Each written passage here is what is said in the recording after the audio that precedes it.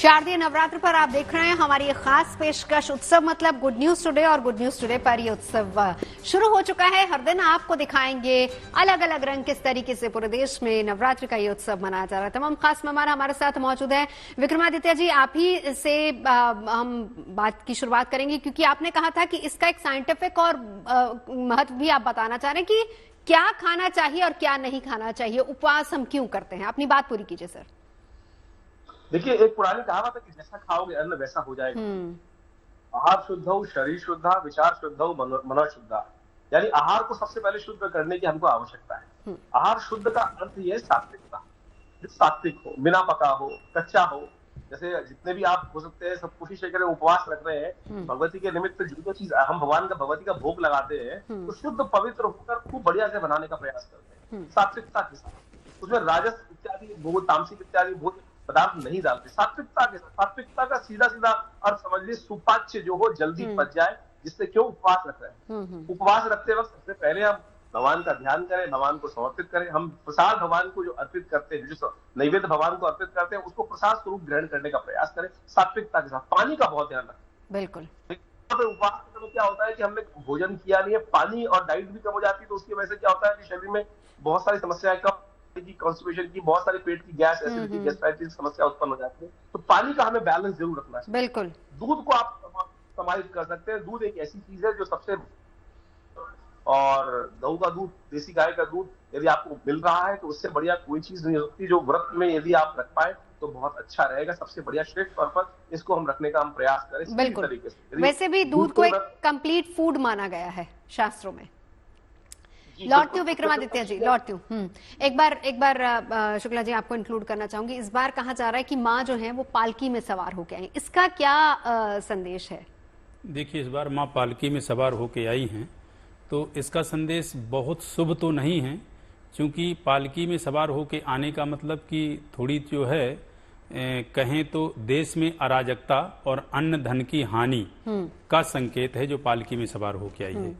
और ऐसी स्थिति में थोड़ा सा अच्छा नहीं है पालकी का सवार। वैसे अन्य पिछले साल जैसे हाथी में आई थी तो वो काफी अच्छा था, ठीक था, लेकिन ये अच्छा नहीं। दूसरा, भगवती के विषय में देखिए विशेष क्या है कि माता बड़ी ही निर्मल और बड़ी ही जो है मृदुल और भावुकमयी हृदय की होती है।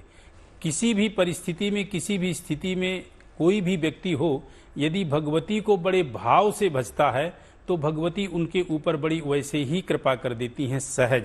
लेकिन एक चीज ध्यान रहे कि भोले बनकर के उनकी आराधना करें, बालक बनकर के उनकी आराधना करें, बहुत समझदारी और बहुत विवेकशील बनकर के ना करें। क्योंकि कहा गया है कुपुत्रो जायेता क्वचिदपि कुमाता न भवति। पुत्र में कुपुत्रता आ सकती है, लेकिन माता में कभी कुमाता या निष्ठुर हृदय की नहीं हो सकती है। और वैसे भी कलयुग में कहते हैं कि कलौ चंडी विनायकौ, कलयुग में बहुत अतिशीघ्र जो प्रसन्न होने वाले देवी देवता हैं वो विनायक और भगवती दुर्गा हैं या भगवती देवी है। और जो देवी की पूजा होती है विशेषकर रात्रि में, वो क्यों होती है, अभी आप इस चीज को जान लें। देखिए, दो ऐसे विशेष पर्व हैं जिनकी रात्रि में संध्याकालीन पूजा विशेष होती है। एक है जैसे बहुत से ऐसे इलाके जहां पर नवरात्र में डांडिया खेला जाता है और वहां पर शुरुआत ही माँ की आरती के साथ, उनकी आराधना के साथ की जाती है, और वो शाम में होती है। जी जी, उसका मतलब जी हाँ, वही उसी बात पे आ रहा हूँ। देखिए, जो रात्रि में संध्याकालीन गुजरात आदमी या कहीं भी पूरे देश में पूजा होती है, देश में पूरी जो है संध्याकालीन टाइम पे भगवती की आरती होती है। वो होती क्यों है? क्योंकि कहा गया है कालरात्रि, महारात्रि, मोहरात्रिश्च दारुणा, इनकी रात्रि में ही पूजा का महत्व है। कालरात्रि मतलब अष्टमी की रात्रि यानी नवरात्रि, और महारात्रि मतलब शिवरात्रि। तो जो रात्रि में भगवती की आराधना करते हैं, भगवती का पूजन करते हैं, वो विशेष फलदायी होती है।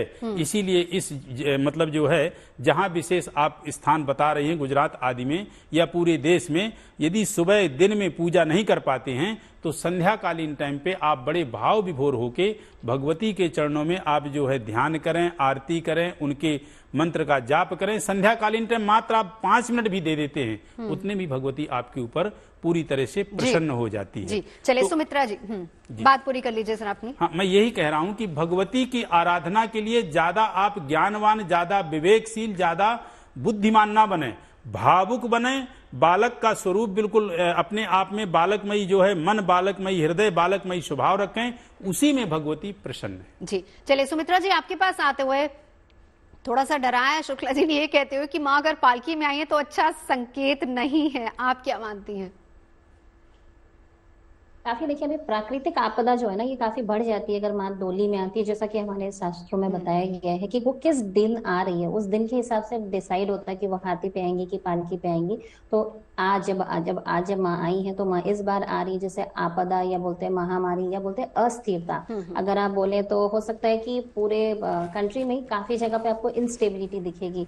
आप समझ सकते हैं किन टाइप की इंस्टेबिलिटीज आ सकती है। व्यक्ति विशेष के जीवन से ज्यादा देश के विषय पर अगर हम बात करते हैं तो पूरे इंडिया पे, क्योंकि हमारे यहाँ ही आई है देवी, तो पूरे इंडिया के पॉइंट ऑफ व्यू से अगर बोले तो कहीं ना कहीं अस्थिरता या नो कॉन्फिडेंस जैसी चीजें काफी हद तक देखने को मिलेगी।